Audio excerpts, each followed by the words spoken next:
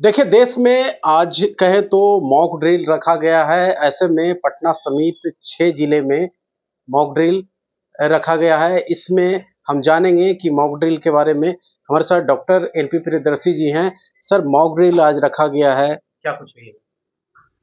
देखिए, mock drill क्या होता है कि एक कुछ हम लोग जाने अनजाने में गलतियां कर देते हैं जिसको समझने की जरूरत होती है। और उसको कुछ लोग जो जानकार लोग होते हैं, एक्सपर्ट लोग होते हैं, वो बताते हैं कि किस तरह से गलती नहीं करना चाहिए। कभी भी कोई देश पर अगर आपातकालीन होता है तो उसमें ढेर सारी सावधानियां पब्लिक को भी बरतनी होती है। सरकार के साथ साथ पब्लिक को भी सजग रहना होता है। तो उसी के लिए मॉक ड्रिल किया जाता है।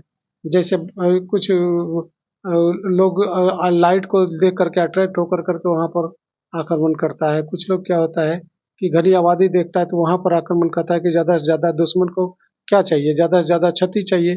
तो ज्यादा से ज्यादा क्षति, बड़े बड़े टावर होते हैं उसको क्षति पहुंचाना चाहता है। तो इस तरह से कुछ कुछ सावधानियां जो बरतती है तो उसको कैजुअलिटी को कम किया जा सकता है। तो इस तरह से यही मॉक ड्रिल होती है। ऑपरेशन सिंदूर के तहत जिस प्रकार का अटैक हुआ पाकिस्तान में, 9 ठिकानों को ध्वस्त कर दिया गया, क्या कुछ कहिएगा इसमें? बहुत अच्छा हुआ।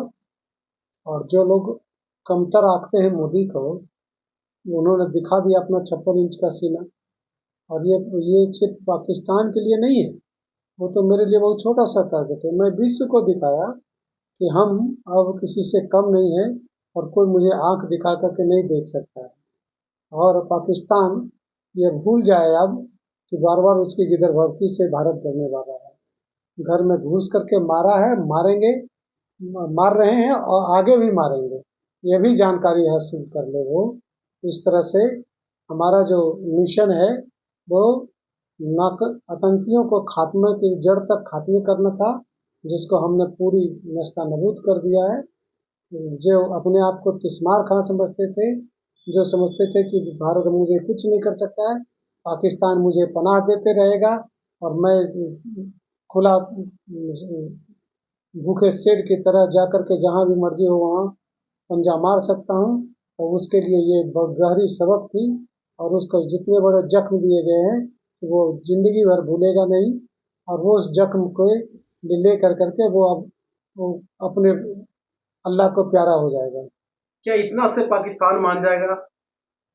नहीं मानेगा तो जिस जिस विधि से मानेगा उस विधि से मनाएंगे उसको। अब छोड़ने को नहीं है। जब हमने शुरुआत कर दी है तो यही तो भारत की विशेषता है, हमारी विशेषता है कि हम छेड़ते नहीं है। लेकिन जो हमको छेड़ देता है उसको हम छोड़ते नहीं है। और मोदी जी, खास करके मोदी जी की सरकार तो इसमें सबसे ऊपर है। उसको अंत तक जा कर करके जहां रहेगा, जैसा कि उन्होंने अपने संबोधन में कहा था कि मिट्टी में मिला देंगे, तो उसको मिट्टी में मिला देंगे। तो क्या लगता है पूरा आतंकवादी मिट्टी में मिल चुका है? देखिए, आतंकवादी सोच है, कोई मनुष्य नहीं, आतंकवादी सोच है। जिसको सोच को सबसे पहला प्रहार तो उसको हम घर में जाकर के उसे नस्तानबूद किए। और जैसे मोहम्मद का अजहर मसूद का पूरा परिवार खत्म हो चुका है। बेटा, बहू, बेटियां जितने भी थे वो लगभग उसके घर के 14 लोगों को खत्म कर गए। तो सबसे बड़ी कमर तो उसकी यही टूट गई कि उसके घर में घुस कर करके और उसको सबको नस्ता नबूद कर दिया।